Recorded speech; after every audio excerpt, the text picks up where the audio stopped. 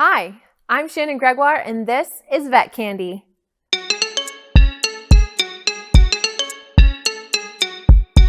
This program is brought to you by Veterinary Instrumentation, makers of OR quality surgical instruments. Check out veterinaryinstrumentation.com for more information.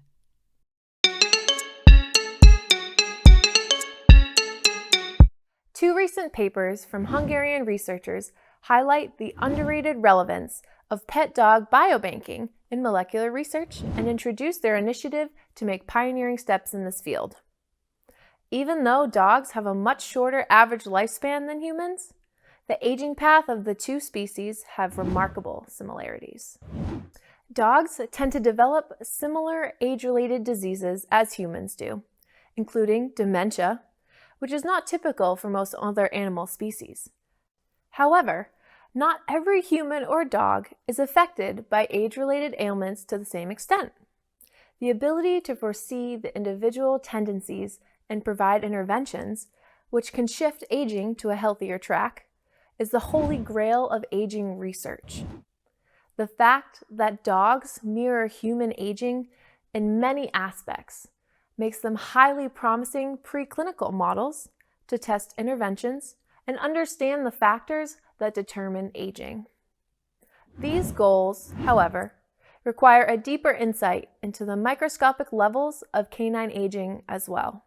Dog biobanks would represent a valuable source of tissues and other biological materials, which could not be gathered for scientific purposes in any other way. Dog biobanks, which collect and store samples from pet dogs, which lived with their owners until being euthanized for medical reasons or died of old age, may provide valuable support to dog research without the need to include more laboratory animals. The specific target of this study, published in Frontiers in Veterinary Science, was the cyclin-dependent kinase inhibitor 2A, or CDKN2A gene for short. This gene has been proposed as a powerful aging biomarker in humans because it shows an increased expression, a higher number of RNA molecules, in several human tissues with age. This correlation is exceptionally high in the brain tissue of older people affected by dementia. Finding such biomarkers, which can signal the onset of some age-related diseases before actual symptoms take place, is crucial for clinical applications in both dogs and humans. The researchers examined brain, skeletal muscle, and skin tissue from the donated dogs. Following human studies, the team found that older dogs, on average, had more cDNA mRNA in their brains and muscles than younger dogs, indicating a positive correlation between CDKN2A expression and age. However, they have not found a similar correlation in the skin. These results, even the inconsistency between tissues, matched previous human findings. The scientists were also curious about how CDKN2A behaved in blood obtained from live animals, as this question would have direct implications for clinical applications. As a first step, they tested 15 border collies and found a moderate positive correlation with age. Researchers hope that the biomarker can lead to more answers about brain aging in both humans and dogs. And now for some expert tips. Hi, my name is Melissa Evans. I'm a licensed veterinary technician and a veterinary technician specialist in emergency and critical care. Here are 3 things you should never do to your surgical instruments. First, don't let dirty instruments dry. If you aren't able to clean instruments immediately, keep dirty instruments wet by placing a moist towel over the instruments or using an instrument pre-cleaning solution. Do not let blood or other soils dry on the instruments. Next, don't use the wrong solution. Wash instruments with a neutral pH soap. Never use betadine, chlorhexidine solution, or any surgeon's hand scrub.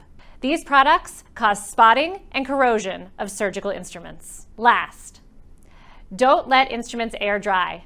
Place instruments on a towel with ratchets open and blot off water with a towel.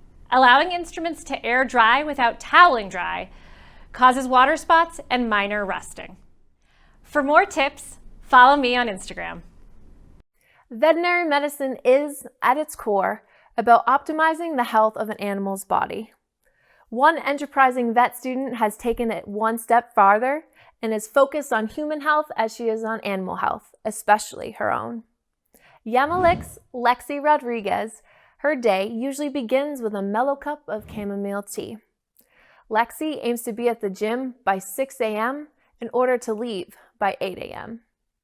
As a competitive bodybuilder, she is dedicated to those hours in the gym, building muscles and pushing through weak spots in order to win. By the time she has finished her workout, she is upbeat and motivated for the rest of her day. With the help of a planner, she navigates through classes and homework. The life of a vet student can be very hard, with so much to learn and do each day. Although it is tempting to put aside studies and homework first, Lexi values balance in her life and strives to meet all of her goals instead of just focusing on a few. Although her days are packed with classes, homework, and barbells, Lexi is enjoying life and always working toward who she wants to be in life. She loves good health, both for pets and for people, and is excited to help working toward that future. Her hard work has paid off for her. On top of being a nutritionist and personal trainer, she also won first place in the novice class for NPC Iron Horse and third place in the bikini competition. Lexi Rodriguez has a spectacular future ahead of her, providing good health for both animals and humans as she strives to attain all of her goals. We look forward to seeing what she does with her life from stage to school to clinic. Follow her journey on Instagram. And now for something fun. Hi, I'm Dr. Philippa Pavia. I'm a New York City-based veterinary surgeon, and I want to tell you my surgery story. So I am a surgeon, so most of my stories are about surgery, but here's a particularly good one from my residency. I got a call in the middle of the night, again, happened all the time, got a call in the middle of the night about a male dog who was very sick, had some sort of abdominal infection, high white blood cell count, not eating, vomiting, abdominal pain, and the ER doctor scanned his belly and thought that he had a very large cyst in his abdomen and couldn't quite figure out why he might be so sick.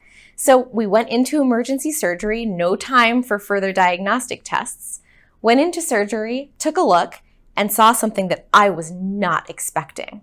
It looked like a pyometra.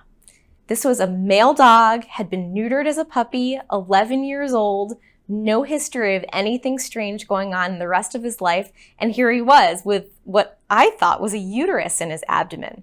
So I picked up the phone and I called one of my attending surgeons, woke him up, not super pleased about that, and he said, "All right, Philippa, you think that this dog has a pyometra. What would you usually do with a pyometra?"